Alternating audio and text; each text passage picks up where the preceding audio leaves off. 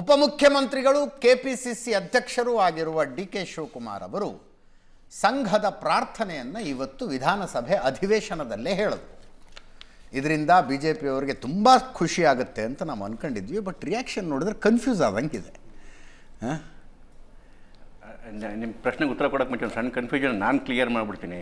ಇವರು ಹೇಳಿದ್ದು 1914ರಲ್ಲಿ ಯಾದವ್ ಜೋಶಿ ಅವರು ಅದನ್ನು ಹಾಡಿದ್ದಲ್ಲ. ಅವ್ರು ಹುಟ್ಟಿದ್ದೆ 14ರಲ್ಲಿ. ಮೊದಲನೇ ಬಾರಿಗೆ ಅವ್ರು ಹಾಡಿದ್ದು ಸಂಘದ ಪ್ರಚಾರಕರಾಗಿ ನಾಗ್ಪುರದಲ್ಲಿ 1940ರಲ್ಲಿ ಸಂಘದ ಪ್ರಚಾರಕರಾಗಿ. ಹಾಗಾಗಿ ಸಂಘದ್ದೇ ಅದು ಮೊದಲನೇದು.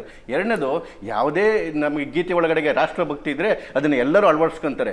ರವೀಂದ್ರನಾಥ್ ಟ್ಯಾಗೋರ್ ಅವರು ಜನಗಣಮನ ಬರೆದಿದ್ದು 1911ರಲ್ಲಿ. ಅದನ್ನು 47ರಲ್ಲಿ ಅದನ್ನು ನಮ್ಮ ರಾಷ್ಟ್ರಗೀತೆಯಾಗಿ ತೊಗೊಂಡು ಅದರ ತಪ್ಪು ಏನಿಲ್ಲ. ಈಗ ಒಂದು ವಿಚಾರ ಹೇಳ್ತೀನಿ.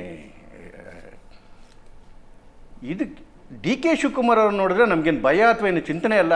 ನಮಗೆ ಡಿ.ಕೆ. ಶಿವಕುಮಾರ್ ನೋಡಿದ್ರೆ ನಿಜವಾಗ್ಲೂ ಒಂಥರ ಅಯ್ಯೋ ಅನ್ಸುತ್ತೆ. ಅವ್ರ ದೈನಸಿ ಸ್ಥಿತಿ ನೋಡಿ ಯಾವ ಪರಿಸ್ಥಿತಿಗೆ ಬಂದ್ಬಿಟ್ಟಿದ್ದಾರೆ ಅಂತ ಹೇಳಿದ್ರೆ, ಅವ್ರ ಅಸ್ತಿತ್ವಕ್ಕೋಸ್ಕರ, ವೋಟ್ ಬ್ಯಾಂಕ್ಗೋಸ್ಕರ ಆ ಬಾಂಬ್ ಬ್ಲಾಸ್ಟ್ ಮಾಡೋರನ್ನ ಬ್ರದರ್ಸ್ ಅಂತಾರೆ. ಇಲ್ಲಿ ನಮ್ದೇನು ಅದು ಕಪಾಲ ಬೆಟ್ಟ ಇದೆ, ನಮ್ಮ ಮುನೇಶ್ವರ ಬೆಟ್ಟ ಇದೆ, ಅದನ್ನು ತಗೊಂಡೋಗಿ ಮತಾಂತರ ಮಾಡೋರಿಗೆ ತಗೊಂಡೋಗಿ ಅದನ್ನು ಯೇಸು ಬೆಟ್ಟ ಮಾಡ್ತಾರೆ. ಇಲ್ಲಿ ಬಂದು ಹಿಂದುತ್ವಕ್ಕೆ ವಿಚಾರ ಮಾತಾಡೋಕ್ಕೋಸ್ಕರ RSSನ ಹೊಗಳ್ತಾರೆ. ಇದೆಲ್ಲ ಕಪಟ ನಾಟಕ. ಅಂದರೆ ಎಷ್ಟು ನಾಟಕ, ಎಷ್ಟೇ ಮುಖವಾಡ ಆಗ್ತಿರೋ ಡಿ.ಕೆ. ಶಿವಕುಮಾರ್ ಅವರೇ. ಯಾವ್ದಾದ್ರು ಒಂದು ಮುಖ ಮಾಡಿ ಜನಕ್ಕೆ ಅಯ್ಯೋ ಅನ್ಸುತ್ತೆ. ನಿಮ್ಮ ಪರಿಸ್ಥಿತಿ ನೋಡಿ, 4 ವೋಟ್ ಸಿಗುತ್ತೆ ಅಂತ ಹೊಗಳೋ ಮಾತಾಡಿಲ್ಲ ಅವರು. RSSನ ಹೊಗಳೋ ಮಾತಾಡಿಲ್ಲ. ಅಲ್ಲ, ನಾನು ಹೇಳಿ ಮಾಡ್ತಿದ್ದೀನಿ ಅಲ್ಲಲ್ಲ, ಯಾವುದೇ ಹಿಂದುತ್ವದ ನಾಟಕ ಯಾಕೆ ಬರುತ್ತೆ ಸರ್? ಅದು ರೀಡಿಂಗ್ ಬಿಟ್ವೀನ್ ದ ಲೈನ್ಸ್. ಅದು ಇಷ್ಟೊಂದು ನಾಟಕ ಆಡೋ ಅವಶ್ಯಕತೆ ಇದೆ. ನೀವೇನು ಹೇಳೋದು ನಮ್ಮ ಕೋರ್ ಕಾಂಪಿಟೆನ್ಸಿ, ನೀವ್ಯಾಕೆ ಬರ್ತೀರಿ ಇದರಲ್ಲಿ ಅಂತ? ನಾನು ಅದೇ ನೆಕ್ಸ್ಟ್ ಅದೇ ವಿಷಯಕ್ಕೆ ಬರ್ತೀನಿ. ಯಾವುದಾದ್ರೂ ವೈಚಾರಿಕವಾಗಿ ವಿರೋಧಗಳಿರ್ತವೆ ಅಥವಾ ವಿರೋಧಿಗಳನ್ನ ಹೊಗಳೋ ವಿಚಾರದಲ್ಲಿ 2 ರೀತಿ ಇರ್ತದೆ. ಒಂದು, ನಮಗೆ ವೈಚಾರಿಕವಾಗಿ ವಿಶ್ಲೇಷಣೆ ಮಾಡ್ತಕ್ಕಂತಹ ದೊಡ್ಡತನ ಇದ್ದಾಗ ಅವರೇನಾದರೂ ವಿರೋಧಿಗಳನ್ನ ಹೋಗಿದ್ರೆ ಅದೊಂದು ಮಾರ್ಗ. ಇನ್ನೊಂದು ಅನಿವಾರ್ಯತೆ. ನೋಡಿ, ಹಿಂದೆಂದೂ ಕೂಡ ವೈಚಾರಿಕವಾಗಿ ಸಂಘಕ್ಕೆ RSSಗೆ ಭಿನ್ನವಾಗಿದ್ದರು ಭಾಳ ಜನ ಇದ್ದರು. ಗಾಂಧೀಜಿಯವರು ಕೂಡ RSSನ ಒಪ್ಪಿದ್ರು. ಯಾವ ವಿಚಾರದಲ್ಲಿ? RSS ಒಳಗಡೆಗೆ ಜಾತೀಯತೆ ಅನ್ನೋದೇ ಇಲ್ಲ. ಜಾತೀಯತೆ ಸಂಘಕ್ಕೆ ಒಂದು ವಿಚಾರ ಅಲ್ಲ, ಅದು ಜೀವನ ಪದ್ಧತಿ. RSSದು ಜಾತೀಯತೆ ಇರಲೇಬಾರ್ದು ಅನ್ನೋದು, ಅದನ್ನು ಮೆಚ್ಚಿಕೊಂಡು ಗಾಂಧೀಜಿಯವರು ಮಾತಾಡಿದ್ರು. ಅದು ತತ್ವನಿಷ್ಠ ವಿಶ್ಲೇಷಣೆ. ಅದಾದಮೇಲೆ ಸರ್ದಾರ್ ವಲ್ಲಭಾಯ್ ಪಟೇಲ್ ಅವರು ಗೋವಲ್ಕರ್ಜಿ ಅವರಿಗೆ ಬರೆದಿದ್ದಂಥ ಪತ್ರವನ್ನು ನೋಡಿದ್ರೆ ಸಂಘದ ಬಗ್ಗೆ ಅವರಿಗೆ ಯಾವ ಗೌರವ ಇತ್ತು? ಎಲ್ಲ ವಿಚಾರದಲ್ಲೂ ಅಲ್ಲ. ಆ ವಿಚಾರದ ಯಾವ ಗೌರವ ಇತ್ತು? ರಾಷ್ಟ್ರಭಕ್ತಿ ವಿಚಾರದಲ್ಲಿ 1900 ನಾನು ಹೇಳ್ತಿದ್ದಲ್ಲ, ಎಲ್ಲ ವಿಚಾರದಲ್ಲೂ ಅಲ್ಲ. ಅದನ್ನು ಬ್ಯಾನ್ ಹಿಂತೆಗೆದಾಗಲೇ ಅವರು ಪತ್ರ ಬರೆದಿದ್ದು ಗೋವಲ್ಕರ್ ಅವರಿಗೆ. ಅದಾದ್ಮೇಲೆ 1965ರಲ್ಲಿ ಭಾರತ ಪಾಕಿಸ್ತಾನ ಯುದ್ಧ ಶುರುವಾದಾಗ ಲಾಲ್ ಬಹದ್ದೂರ್ ಶಾಸ್ತ್ರಿ ಅವರು ಆಲ್ ಪಾರ್ಟಿ ಮೀಟಿಂಗಿಗೆ ಪೂಜ್ಯ ಸರಸಂಘ ಚಾಲಕರನ್ನ ಕರೆದು ಕೂತ್ಕೊಂಡ್ರು. ಆಲ್ ಪಾರ್ಟಿ ಮೀಟಿಂಗಿಗೆ ಯಾಕೆ ಅಂತ ಹೇಳಿದ್ರೆ ಸಂಘದ RSSನ ಬೇಕೇ ಬೇಕು, ನಮಗೆ ಏನು ಸಲಹೆ ಸೂಚನೆಗಳು ಬೇಕೇ ಬೇಕು ಅಂತೇಳಿ ಆಲ್ ಪಾರ್ಟಿ ಮೀಟಿಂಗಿಗೆ ಕರ್ಕೊಂಡ್ಬಂದು ಕೂರಿಸಿದ್ರು. ಅದಾದಮೇಲೆ ರಾಮ್ ಮನೋಹರ್ ಲೋಹಿಯಾ ಅವರು ಸೈದ್ಧಾಂತಿಕ ಭಿನ್ನ, ಇವರು ಸಮಾಜವಾದಿ ಸಂಘಕ್ಕಿಂತ ಪೂರಿ ವಿಚಾರವನ್ನು ವಿರೋಧ ಮಾಡ್ತಿದ್ದರು. ಆದರೆ ಸಂಘದ ವಿಚಾರದಲ್ಲಿ RSS ವಿಚಾರದಲ್ಲಿ ಎಷ್ಟು ಗೌರವಯುತವಾಗಿ ನಡ್ಕೊಂಡ್ರು ರಾಮ್ ಮನೋಹರ್ ಲೋಹಿಯಾ ಅವರು. 1978ರ ಎಲೆಕ್ಷನ್ ಇಂದಿರಾ ಗಾಂಧಿ ಘೋಷಣೆ ಮಾಡಿದಾಗ ಅವಾಗ ಸಂಘಕ್ಕೆ ಬ್ಯಾನ್ ಆಗಿತ್ತು. ತುರ್ತು ಪರಿಸ್ಥಿತಿ ಟೈಮಲ್ಲಿ ಬ್ಯಾನ್ ಮಾಡಿದ್ರು ಇಂದಿರಾ ಗಾಂಧಿ. ಅವತ್ತಿನ ಸರಸಂಘ ಚಾಲಕರಂತಹ ದೇವರಸ್ಜಿ ಅವರಿಗೆ ಒಂದು ಸಂದೇಶ ಕಳಿಸಿದ್ರು ಇಂದಿರಾ ಗಾಂಧಿ, ನೀವು ವಿರೋಧ ಪಕ್ಷಗಳ ಜೊತೆ ಸೇರ್ಕೋಬೇಡಿ, ನಾವು ನಿಮ್ಮ ಬ್ಯಾನನ್ನು ಹಿಂದೆ ತೆಗಿತೀವಿ ಅಂತೇಳಿ. ರಾಮ್ ಮನೋಹರ್ ಲೋಹಿಯಾ ಅವರಿಗೆ ವಿಷಯ ಹೋದಾಗ ಅವ್ರು ವಿಚಲಿತರಾಗಲೇ ಇಲ್ಲ. ಅವರಿಗೆ ನಂಬಿಕೆ ಇತ್ತು RSS ಬಗ್ಗೆ. ಅದೇ ರೀತಿ ನಡೀತು. ದೇವರಾಜ್ ಅವರು ಸಂದೇಶ ಕಳಿಸಿದ್ರು, ನಾವಾಗಲೇ ಸೇರ್ಕೊಂಡು ಆಗೋಗಿದೆ, ತೆಗಿತೀರಾ ಬಿಡ್ತೀರಾ ನಿಮಗಿಷ್ಟ ಬಂದಿದ್ದು, ಬೇಕಾದ್ರೆ ತೆಗೀರಿ, ಬ್ಯಾಡ್ದಿರ ಬಿಡಿ, ನೀವು ಬೇಕಾದ್ರೆ ಇಟ್ಕೊಳ್ಳಿ ಅಂತ ಹೇಳಿದ್ರು. ಇದು ಈ ರೀತಿಯಾಗಿ ಯಾರ್ಯಾರು ಸಂಘದ ವಿಚಾರಕ್ಕೆ ದೂರ ಇದ್ರೂ ಕೂಡ ವೈಚಾರಿಕವಾಗಿ ಸಂಘವನ್ನು ಒಪ್ತಾರಲ್ಲ, ಇದು ಒಂದು ರೀತಿಯ ಅವರ ದೊಡ್ಡತನ ವಿಚಾರಕ್ಕೆ ವಿಶ್ಲೇಷಣೆ ತೋರಿಸಿದ್ರೆ ಕೆಲವರಿಗೆ ಇದೊಂದು ಅನಿವಾರ್ಯತೆ. ಡಿ.ಕೆ. ಶಿವಕುಮಾರ್ ಅಂತವ್ರಿಗೆ ಕಮಲ್ನಾಥ್ ಅದ್ರ ಬಗ್ಗೆ ಮಾತಾಡಿದ್ರು. ಅರವಿಂದ್ ಕೇಜ್ರಿವಾಲ್ ನಿಮಗೆ ಯಾವುದು ದೀಪಾವಳಿಯ ಇದನ್ನ ರಾಮ್ಲಲ್ಲಾ ಮೈದಾನದಲ್ಲೇ ಮಾಡಿದ್ರು. ಇವತ್ತು ಡಿ.ಕೆ. ಶಿವಕುಮಾರ್ ಯಾಕೆ ಅನಿವಾರ್ಯತೆ ಇವತ್ತು ಅಂತ ಹೇಳಿದ್ರೆ, ನೋಡಿ, ಕಾಂಗ್ರೆಸ್ನ ಇವತ್ತು ಎಲ್ಲೆಲ್ಲಿ ಯಾವ್ಯಾವ ರಾಜ್ಯದಲ್ಲಿ ಎಷ್ಟೆಷ್ಟಿದೆ ಕಾಂಗ್ರೆಸ್ನ ಶಕ್ತಿ ನೋಡ್ಕೊಂಬನ್ನಿ.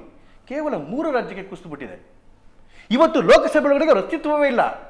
ಕಾರಣ ಯಾವುದಂತ ಹುಡ್ಕೊಂಬಂದ್ರೆ, ನೀವು 5 ಕಾರಣವನ್ನು ಹುಡುಕಿದ್ರೆ ಅದರಲ್ಲಿ one of the reasons will be against Hindutva ಅಂತ ಹೇಳಿ.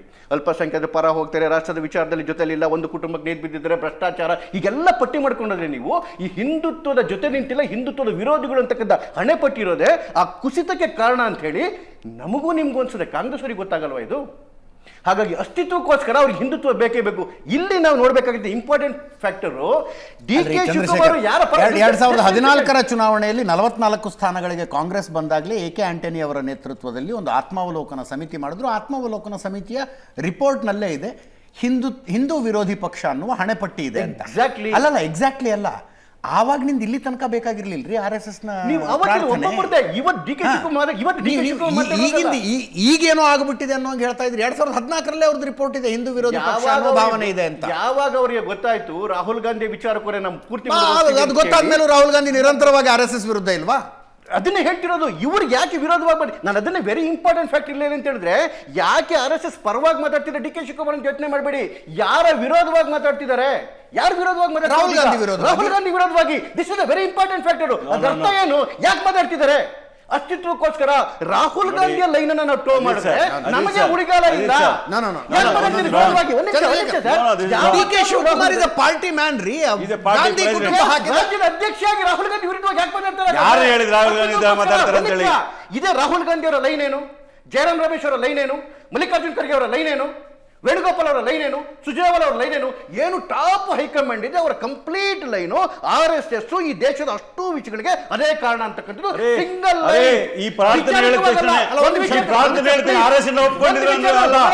ನಾನೇ ಹೇಳ್ತಾ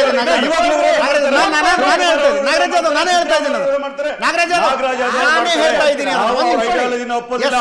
ಪ್ರಾರ್ಥನೆ ನೋಡ್ಬೇಕು ಹೊರತು ಅವ್ರ ಐಡಿಯಾಲಜಿನ ಇಟ್ಕೊಂಡು ನಾವು ಒಪ್ಕೊಂಡಿದ್ವಿ ಅಂತ ಅಲ್ಲ. ಅವರು ನೋಡಿ ಎಲ್ಲ ಅಸ್ತಿತ್ವಕ್ಕೆ ನಾಟಕರಿ ನಮ್ಮ ಅನಿವಾರ್ಯ ನಿಮ್ಮ ಐಡಿಯಾಲಜಿನ ಉಪಯೋಗಿಸಿಕೊಂಡು ಪಕ್ಷನ ಕಟ್ಟು ಅನಿವಾರ್ಯತೆ ನಮಗಿಲ್ಲ.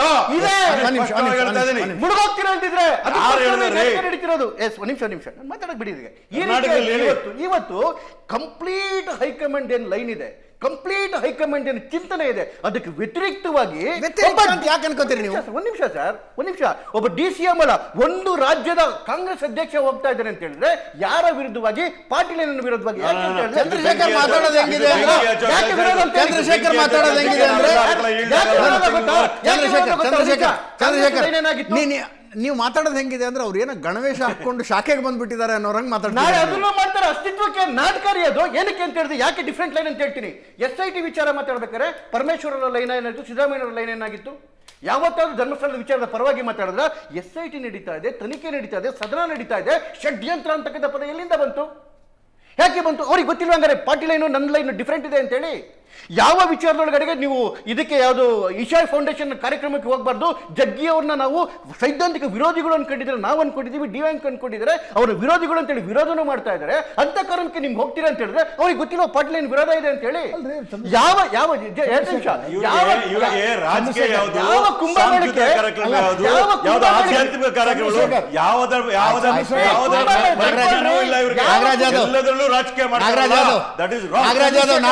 ನಾಳೆ ದಿವಸ ಬಿಜೆಪಿ ಅವ್ರು ಯಾರೋ ಕಂಡಿ ಟೋಪಿ ಹಾಕೊಂಡು ರಂಜಾನಿಗೆ ಹೋದ್ರೆ, ಮೊಹರಂಗೆ ಹೋದ್ರೆ ನೀವು ಅದನ್ನೇ ಕೇಳ್ತೀರಿ. ಇವತ್ತಿನ ತನಕ ಟ್ರೋಲ್ ಮಾಡಲ್ವಾ? ಇವತ್ತಿನ ತನಕ ಟ್ರೋಲ್ ಮಾಡಲ್ವಾ? ಟೋಲ್ ಪ್ರಶ್ನೆ ಅಲ್ಲ, ನಾವೇನು